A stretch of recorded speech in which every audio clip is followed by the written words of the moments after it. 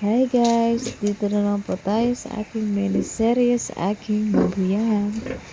Bago pa lang po kayo sa aking channel, huwag niyo pong kalimutan mag-subscribe. Nga po pala, nanguha kami ng kamote para ipakain sa aming mga baboy at biik. Alam niyo ba na ang kamote ay magandang ipakain sa mga baboy? Dahil ito ay nakakatulong para madagdagan ang timbang ng inyong mga alaga. At kung ang inyong mga alaga ay nagtatae, mainam na ipakain ang kamote dahil maganda po ito sa kanilang mga bituka at mabilis pong gumagaling ang kanilang pagtatae. Kami po ay experience na po namin to dahil lagi po namin ginagawa na tuwing nagtatae po ang aming mga baboy ay ito lamang po ang aming pinapakain.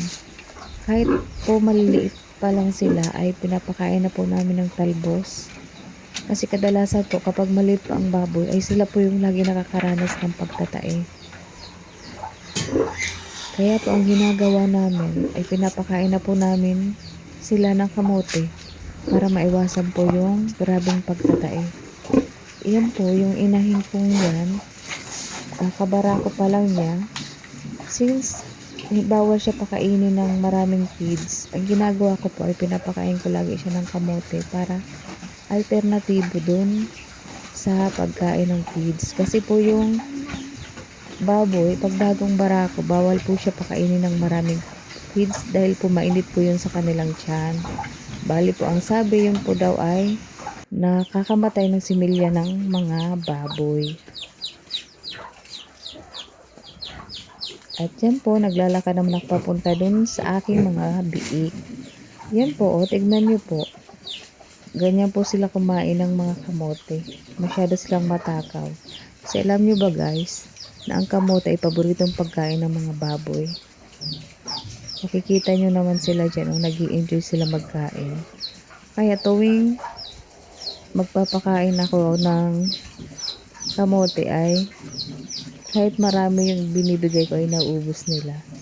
Bali, hindi naman totally lahat kamote ang pinapakain namin. Siyempre, nagpapakain din kami dyan ng feeds.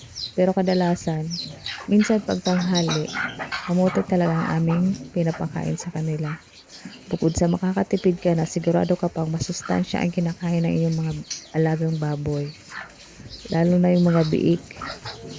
Sa ganyang stage, lagi yan nagtatae, lalo na kung sila ay nilalamig or naninibago yung katawan nila sa pagkain. Kaya mainam na bibigyan ng mga dahon-dahon para kahit paano ay maiwasan yung pagtatae.